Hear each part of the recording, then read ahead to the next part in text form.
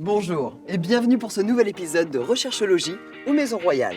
Aujourd'hui, nous suivons les aventures d'Anne et de Philippe. Philippe, issu de la noblesse, occupe une charge d'officier auprès du roi François Ier. Avec son épouse, Anne, ses enfants et ses domestiques, il vit à la cour un tiers de l'année, déménageant de résidence en résidence au gré des déplacements du roi. Pour le prochain séjour de la cour, Anne et Philippe sont à la recherche d'un 7 pièces avec jardin dans un immeuble moderne et de standing. Et je crois bien que je leur ai trouvé une petite pépite. Allez, on va les accueillir pour la visite.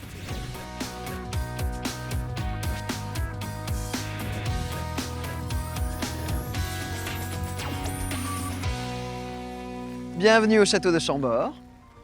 Alors, ça en jette, non? Déjà, niveau standing, je crois qu'on coche les cases. C'est vrai, c'est impressionnant. Ah oui, c'est un certain style. Alors là, nous nous trouvons à l'entrée du donjon. Pour vous parler un petit peu de l'immeuble, on est sur 6 étages avec une répartition en appartements carrés ou de tours. Autrement dit, logis carré ou logis de tour.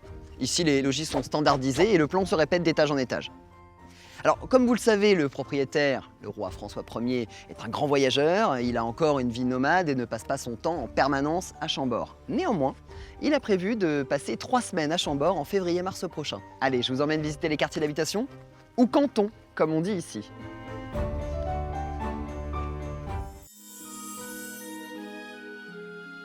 Donc là, vous allez le voir, on est dans une architecture très moderne.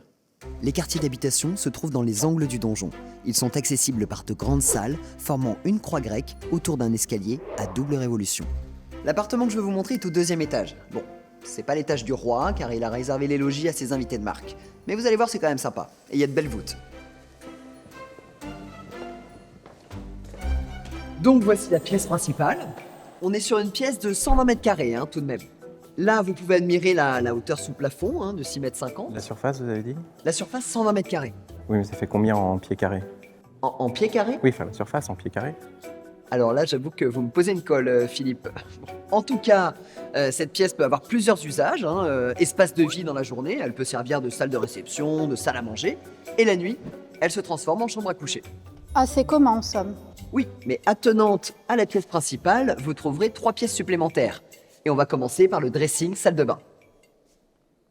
La garde-robe, si vous préférez. Ah. C'est tout de même pratique ces usages multiples. Les pièces s'adaptent aux activités de la journée. Mais oui, tout à fait. Alors voilà. Là encore, on est sur de beaux volumes. Pas de perte d'espace. Vous pouvez facilement y installer la chaise percée, le baquet rempli d'eau, la table de toilette, les coffres à vêtements et vous pouvez même y loger vos valets de garde-robe. Mais quelque chose m'échappe là. Oui. Le plafond, il serait pas un petit peu plus bas? Ah, vous avez l'œil, mon cher Philippe. Vous avez l'œil. Effectivement, le plafond est un peu plus bas et il y a une très bonne raison à cela. Mais je vous l'expliquerai un petit peu plus tard. Suivez-moi pour la suite de la visite.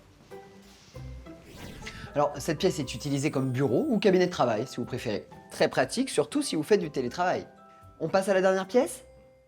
Allez.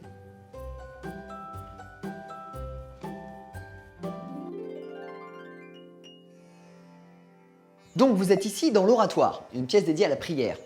Elle invite au recueillement, je trouve, on sent les énergies. Moi, je sens surtout une petite fraîcheur. Hein. Alors, ça oui, c'est vrai que c'est la seule pièce qui n'est pas chauffée. Et d'ailleurs, on est sur quel type de chauffage? Ah bah très bonne question, Anne. On est sur de la cheminée classique, un chauffage au bois. Alors c'est vrai qu'avec la hauteur sous plafond, ça peut prendre un peu de temps à chauffer, mais bon, c'est écologique et économique. Et puis, vous pourrez faire comme le roi dans son logis. Il fait couvrir les sols et les murs de tentures, tapis et autres tapisseries pour garder un petit peu la chaleur. Ça permet d'avoir une petite atmosphère cosy, moi j'aime bien. Qu'est-ce que vous en pensez? Oui, j'aime bien. Oui, j'aime bien. Mais après, j'ai l'impression que ça fait petit.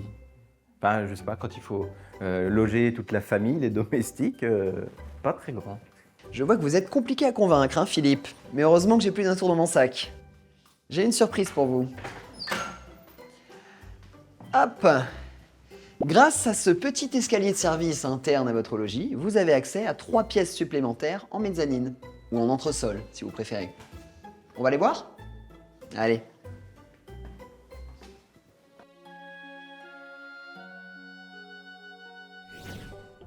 Bienvenue dans les pièces d'entresol. Ce sont les mêmes que les 3 pièces que nous venons de visiter, à savoir la garde-robe, le cabinet de travail et l'oratoire. À Chambord, il n'y a aucune perte d'espace. Maintenant, vous comprenez mieux pourquoi le plafond de la pièce d'en dessous est plus bas. Ah oui. Et oui. En tout, votre logis comprendra cette pièce. Voilà, vous avez tout vu. Vous avez peut-être des questions? Oui, je me demandais, est-ce que le mobilier est inclus? Et non, malheureusement, il vous faudra venir avec vos meubles, hein. Mais vous savez, François Ier, enfin, son maréchal des logis, envoie le service de la fourrière pour préparer le château avant l'arrivée de la cour. On emmène les meubles, les étoffes, la vaisselle, tout team. D'ailleurs, c'est pas pour rien que le nom mobilier vient de mobile. Mobile, mobilier. Et quand la cour repart, eh bien, le château se vide à nouveau. C'est une sacrée logistique, hein. Mais bon, après, je comprends que pour vous, ce ne soit pas forcément facile de se projeter, ça. Et c'est là que j'interviens. Si vous le voulez bien, je vous propose une petite simulation 3D pour voir ce que ça peut donner avec le mobilier. Si vous partez sur une déco à la mode en ce moment, voici ce que je viens de proposer pour le logis de Marguerite d'Angoulême, la sœur du roi. Sur les murs, des tentures et des tapisseries pour créer une ambiance chaleureuse. Au sol, des nattes végétales et des tapis. Dans l'espace nuit, j'ai opté pour un lit à colonnes surmonté d'un ciel de lit qui offre chaleur et intimité grâce aux courtines, enfin aux rideaux. Dans le reste de la pièce, j'ai ajouté un second lit pour la dame d'honneur, des sièges pliants, des tables à tréteaux, des bancs, des coffres pour ranger les affaires. C'est une chambre tout confort. Ah bah oui, là au moins, on se projette mieux. Bah oui, merci Karine. Alors, C'est vrai, mais je suis quand même un peu inquiète. Il me semble que Chambord est moins un lieu d'habitation qu'une œuvre d'art. œuvre d'art, oui, mais surtout merveille architecturale. Suivez-moi.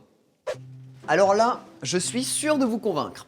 Pour accéder à votre appartement, vous bénéficierez d'une entrée privative. Pas besoin de traverser le logis d'un autre, comme c'est le cas dans la plupart des châteaux. Avouez que pour une construction du XVIe siècle, c'est tout de même très moderne. Chaque logis est indépendant, grâce aux grandes salles, à l'escalier de fond en comble et aux loggias. Ah, il y a une loggia? Et oui, et nous y sommes justement dans une loggia. C'est une invention italienne. À chaque angle du donjon, une galerie à arcades est aménagée sur le côté du logis carré. Comme ça, pas besoin de traverser le logis carré pour aller dans le logis de tour. Vous serez complètement indépendant. Vous ne serez pas ennuyé par vos voisins. Et en plus, la loggia donne accès à l'escalier de fond en comble. Très pratique. Cet escalier est inséré dans l'épaisseur des murs de chaque tour à la jonction entre les 2 logis. Il dessert tous les étages du rez-de-chaussée jusque sous les toits. C'est une véritable sortie de secours. Vous parlez de logis de tour, c'est possible d'en voir un? Alors écoutez, on en aperçoit un d'ici, mais je n'ose même pas vous le montrer parce qu'en termes de volume, c'est quand même beaucoup plus petit.